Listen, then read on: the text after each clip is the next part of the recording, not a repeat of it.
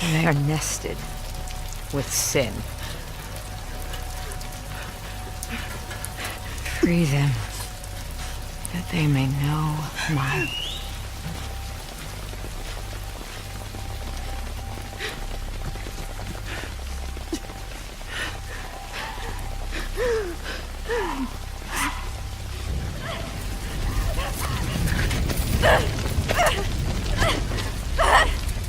Yara!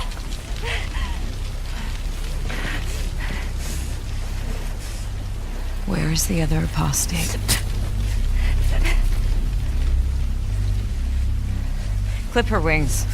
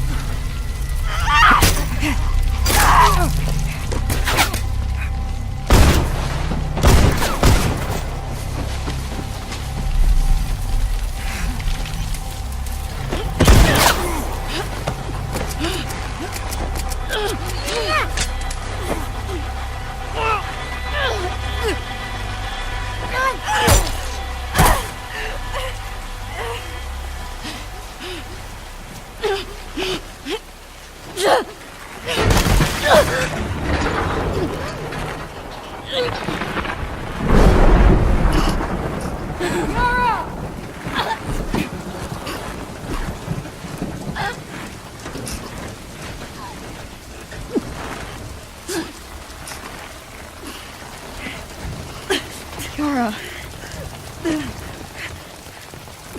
Demons are coming. Cut her down.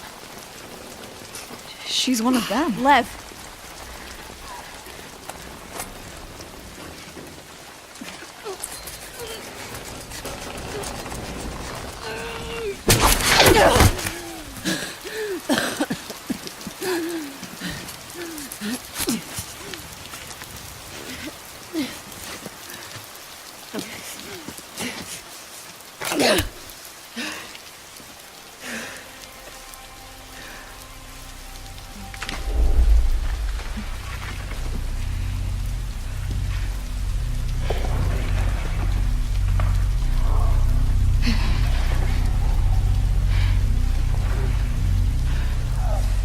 Watch your backs.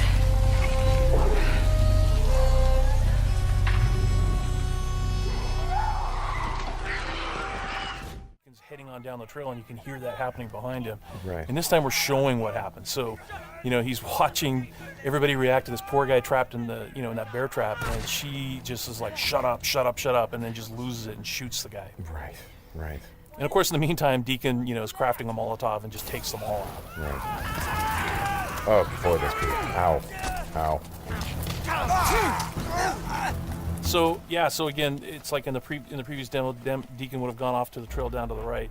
This time he's going to head this way. He follows the tracks, and comes under a sniper attack. Now let me ask you something about the survival. Okay, there's a sniper attack coming, but the survival vision is, if you don't say upgrade your survival vision, can you miss clues? I mean, are there things that you would get if you upgraded your survival vision that would help you complete the mission better? Exactly, and you have to, you know, we have a whole skill tree, and it's all tied to the experience that you can earn as you're just playing through the game, and then you can upgrade those things. What's happening here? We got a freaker tied to a tree.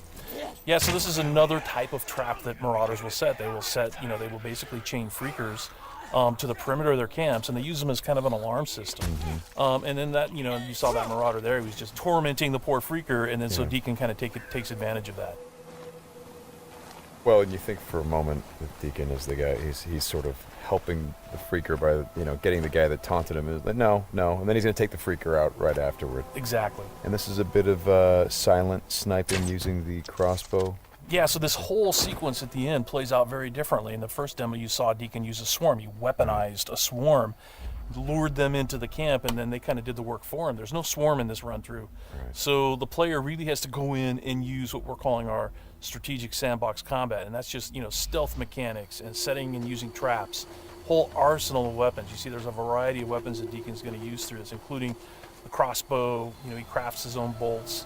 And he's got to figure out how to get up to Manny, just using his combat skills instead of doing it strategically. So straighten me out. Those bonfires, were those there in the previous demo? No, they weren't. Right. So that's another big difference. Is that if you come here during the day, it's like in the media showcase demo, there was like kind of a fight club thing going on. Right.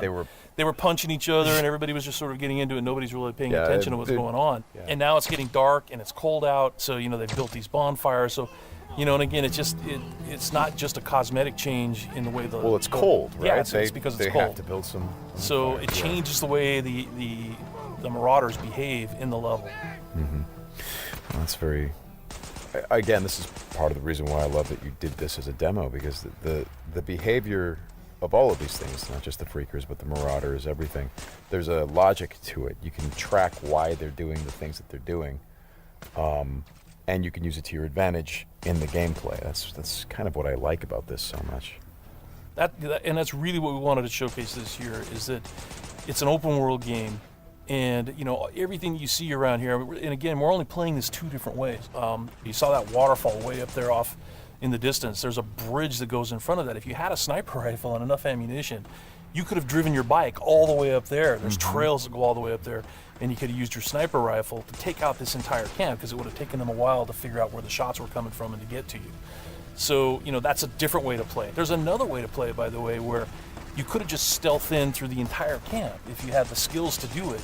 And you could have just taken everybody out silently, or almost everybody, and then you could have gotten up to where Manny's being held using a different route, and just stealth killed that guy. There's no reason that you have to come in and run and gun it like Deacon is doing here. Hey, how scarce is ammunition? Because I see him switching from a bunch of weapons, and when we saw this demo, when I came in inside 83, one of the things that I really enjoyed was I was sitting next to you, and the driver was playing the game, and at some point I saw you shift in your chair and you leaned forward, and I heard you say, "Oh man, uh-oh." And I'm like, whoa, what's going on? He's like, he's going to get killed. I'm like, whoa, oh. And I leaned forward. I was like, oh, I guess there's some real danger. And one of the things was that he was running out of ammunition. And he was trying to go pick up ammo from the dead he was looking for Marauders. ammo, But he was under fire. So when we were at E3, we had a whole team with us, and everybody played it slightly differently. So it just shows you that it's not scripted at all. Yeah. And then this Rager Bear. Oh, yeah, boy. the infected bear. The infected bear. That's... Yeah. That's not what you want to see. Well, we thought that would be a good way to end the demo, is to show that it's just one for Deacon's life. It's just one darn thing after another. Yeah. Right? You're going to save your buddy. You get clotheslined. You get attacked by wolves, or you think you're finally done. You rescued you've gone through all this stuff, and then suddenly, Rager Bear. Right. Well, as you said to me, it's not just about exploring an open world, as it is the open world coming after you, the open world seeking you out, trying to... Yeah, exactly. That's our tagline. In Days Gone, you don't have to go seeking out trouble. The world comes for you. Trouble's looking for you. All right, Sam, thanks a lot. Thanks, John. It's been fun. And I hope you guys enjoy the demo, and we'll talk more about it soon.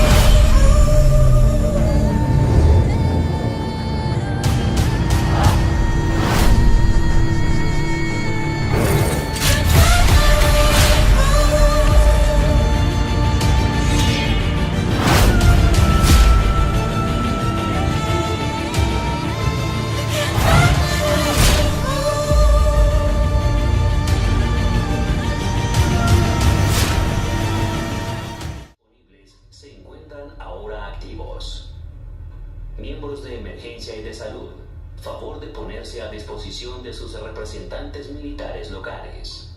Miembros de la Guardia Nacional, reportar a su general adjunto. Que no cunda el pánico. Que no se...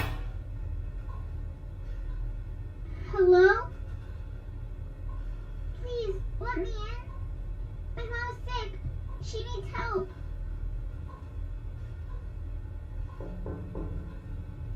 I know you're there. I've heard your radio. Please?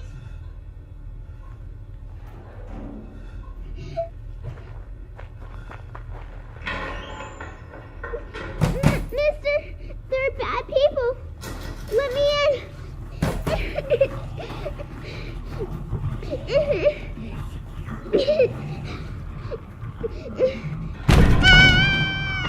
Let me in! Let me in! Let me in! Please!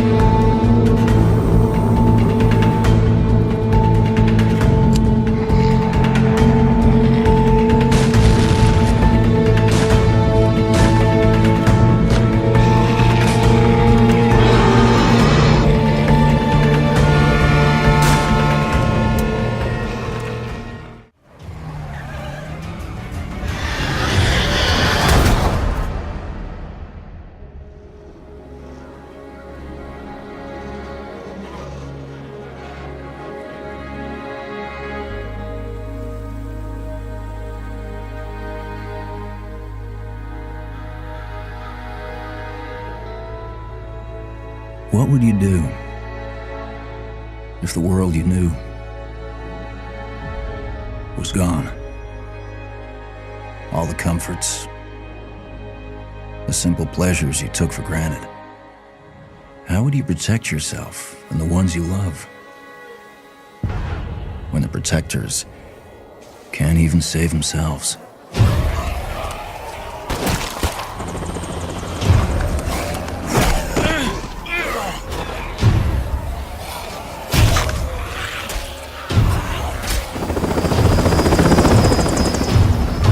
The army's pulling out. Come on.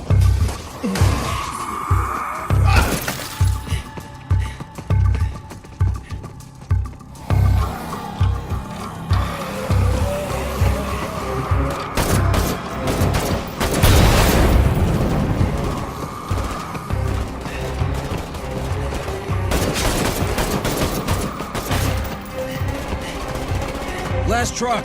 Get in.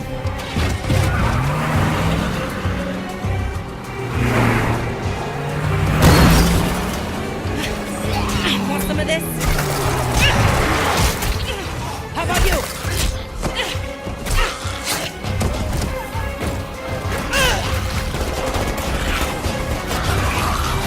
How will you decide who belongs?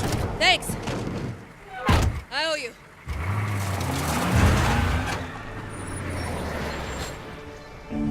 How will you choose a place to call home?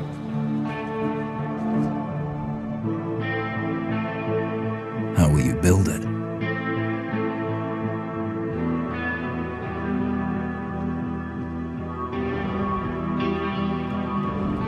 Work together to defend it. From the terror just outside the walls.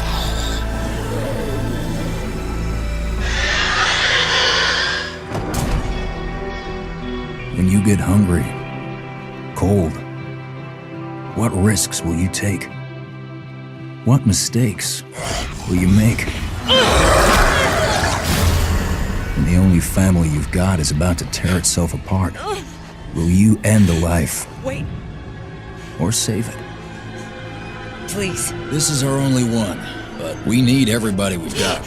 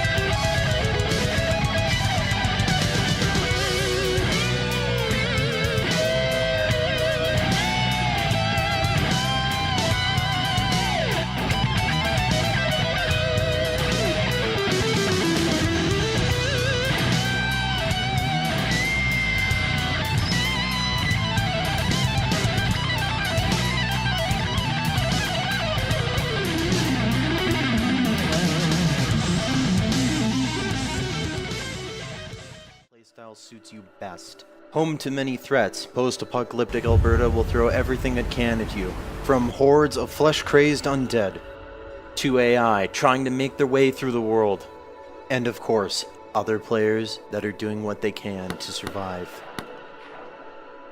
Though above all else, mistakes are killer. Plan accordingly. Our massive world is based on Alberta, Canada, and it is designed to deliver an immersive world that is packed full of landmarks begging to be explored. We've developed a huge variety of procedural generation tools with artist control in mind. These tools allow our very small team of artists to deliver a large, detailed, and immersive world.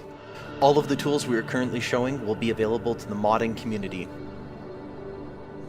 In addition to procedural generation tools that we created, we also created a metagame system that helps us keep our massive 400 kilometers squared world fresh and interesting.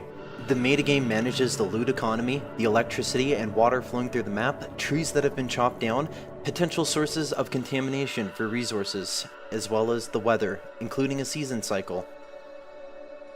AI and zombie movement are also tracked via the metagame and can trigger events, especially if there's a large group or horde present.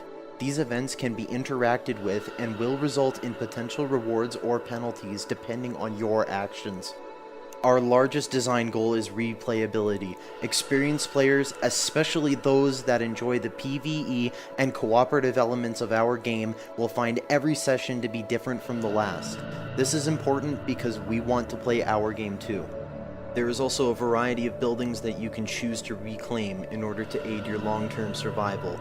This quiet, unassuming suburban home is our first example of a building that you can reclaim. That, yes, you can move furniture around, you can place lights, lanterns, generators, anything, even barricade your own windows the way that you want. It is your house. Though, no matter where you decide to stay, you'll be responsible for getting the power back up, getting some water barrels, as well as maybe setting up some furniture. Another option to choose from is a loot-filled industrial warehouse. This is for players that like to customize their gear, as well as build things. If you're more of a fan of driving things, then the gas station and auto repair shop is more for you.